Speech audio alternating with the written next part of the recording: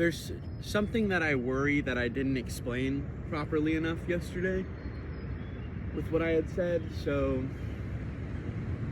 before I get into the actual topic of this video, I'm gonna go ahead and just shine a little bit more light on that.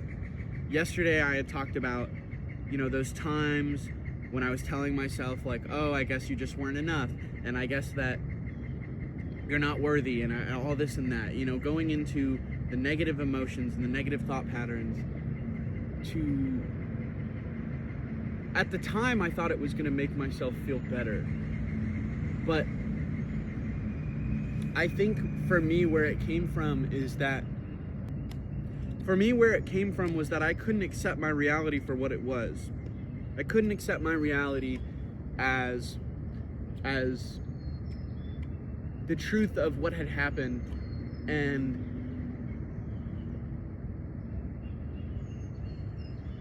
so it was easier to tell myself that I wasn't worthy. It was easier to tell myself, I guess you just weren't enough, than to stare my reality in the eye and say, sometimes even when people love you, they have to walk away. And that doesn't mean that walking away was easy for them. The actual topic of this video today is inner peace is not happiness. It isn't having every single thing in your life going how you want it to. It isn't this feeling that like I'm gonna make it. You know what I mean? Inner peace is not, it's not happiness. And I think that that's where a lot of people kind of mistake what inner peace is. A lot of people these days, I think, have lost touch with the ability to find inner peace. And I think one of the big reasons for that is because we are constantly searching for distractions. Marijuana use has gone way up in these last couple of generations. We've got our phones that have 24/7 access to uninterrupted scrolling. It is a terrifying thought to think that someday there are going to be studies done to see what percentage of somebody's life they spent on their phone scrolling reels. And I guarantee you, for a lot of us, it's going to be probably in the double digits. And that scares me, that terrifies me. And I think it's one of the biggest contributors to people not being able to find inner peace. Because inner peace isn't being happy.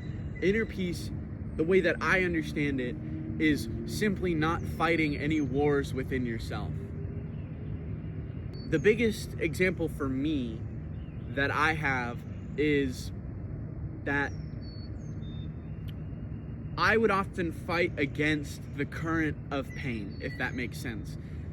So imagine pain being like a river that is flowing, or my emotional state, let's go with that rather than just pain. My emotional state is like a river. Sometimes it's calm and it's slow, it's like a lazy river. It's peaceful and it's quiet, and it's easy to just go with the flow because the waters aren't choppy, the waters aren't rough. I don't want to get out of the water. But there are other times where it's deep and it's like a rapid, and it's unpleasant to be in. And so that's when you say to yourself, like, oh, I want to get out. And so you start pushing against the river to try to get back to shore because you don't want to be in pain anymore. But the problem is that you're not going to be able to get out of that river. That river is something that you are perpetually in, whether you like it or not. And inner peace is having the ability to say, I know that this point in time right now is going to be bumpy and it's going to be unpleasant to be in. That this river is not pleasant to be in right now. But I still have to go with the flow. I still have to not fight against the current and just let myself go downstream to calmer waters. Because the longer you spend in the river trying to get back to shore, the longer you spend in that portion of the river trying to get back to shore, the longer you're going to spend in it. If you just take a deep breath and just allow the river to take you where it's going to go, you're going to get into calmer waters, and you're going to get there faster. It might be more unpleasant, but you're going to get there faster. It's like what I said about the buffalo. When buffalo sense a storm coming, they turn around and walk into it, because that'll minimize the amount of time that they'll be in the storm.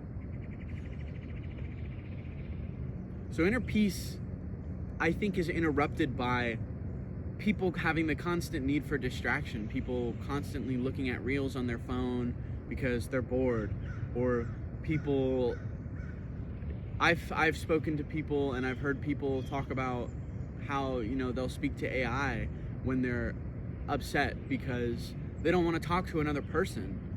We have pretty much the entire world on our phones, in our pockets. Constant stimulation, and our brains weren't built for it. You're never going to be able to find inner peace, in my opinion, if you don't meditate. And that isn't because you need to sit down and sift through subconscious thoughts, and you need to sit down and try to figure out what it is that makes you tick and what is it that's making it harder for you to function. That's what therapy is for. That's what therapy is for.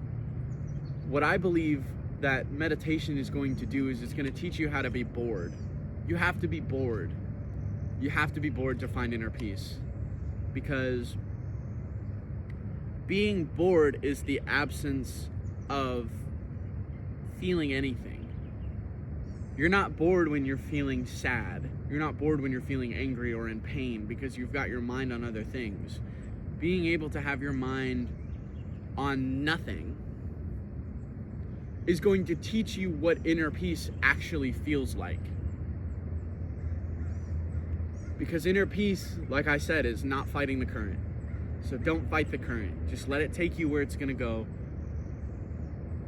It's gonna be painful. That's part of it. Absolutely. And that sucks. And that's when you have to find coping mechanisms to get through the pain.